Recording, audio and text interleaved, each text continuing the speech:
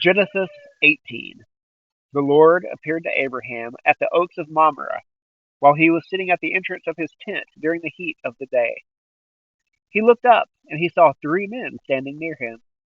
When he saw them, he ran from the entrance of the tent to meet them, bowed to the ground, and said, "My Lord, if I have found favor with you, please do not go on past your servant.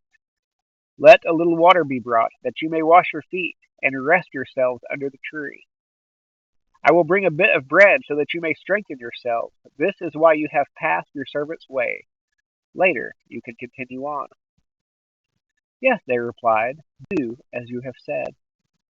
So Abraham hurried into the tent and said to Sarah, "Quick, knead 3 measures of fine flour and make bread."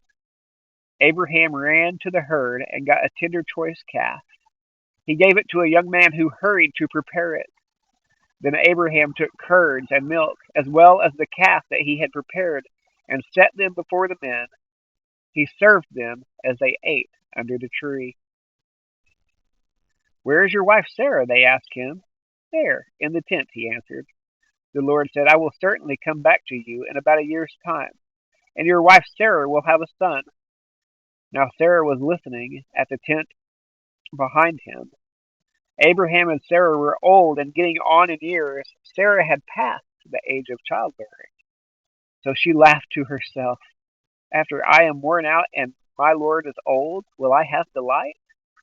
But the Lord asked Abraham, "Why did Sarah laugh, saying, 'Can I really have a baby when I'm old?' Is anything impossible for the Lord?" "At the appointed time I will come back to you, and in about a year she will have a son." Sarah denied it. "I did not laugh," she said, because she was afraid. But he replied, "No, you did laugh." The men got up from there and looked out over Sodom, and Abraham was walking with them to see them off. Then the Lord said, "Should I hide what I am about to do from Abraham? Abraham is to become a great and powerful nation, and all the nations of the earth will be blessed through him.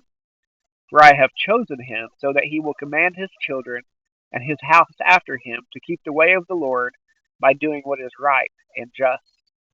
This is how the Lord will fulfill to Abraham what he has promised him. Then the Lord said, "The outcry against Sodom and Gomorrah is immense, and their sin is extremely serious. I will go down to see if what they have done justifies the cry that has come up to me. If not, I will find out." The men turned from there and went toward Sodom, while Abraham remained standing before the Lord. Abraham stepped forward and said, "Will you really sweep away the righteous with the wicked? What if there are 50 righteous people in the city? Will you really sweep it away instead of sparing the place for the sake of the 50 righteous people who are in it? You could not possibly do such a thing, to kill the righteous with the wicked, treating the righteous and the wicked alike. You could not possibly do that. Won't the judge of the whole earth do what is just?"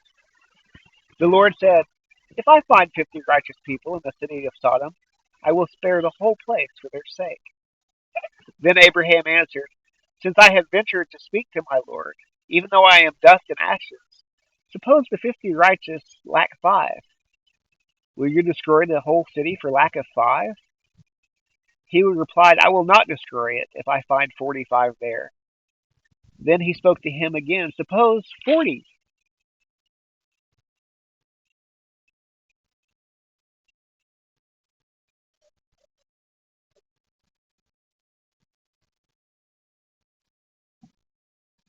Suppose 40 are found there."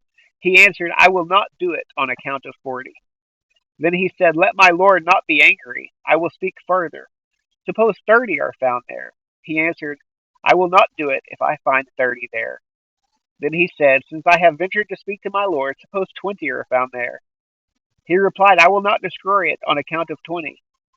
Then he said, "Let my Lord not be angry. I will speak one more time. Suppose 10 are found there." He answered, "I will not destroy it on account of 10." When the Lord had finished speaking with Abraham, he departed, and Abraham returned to his place.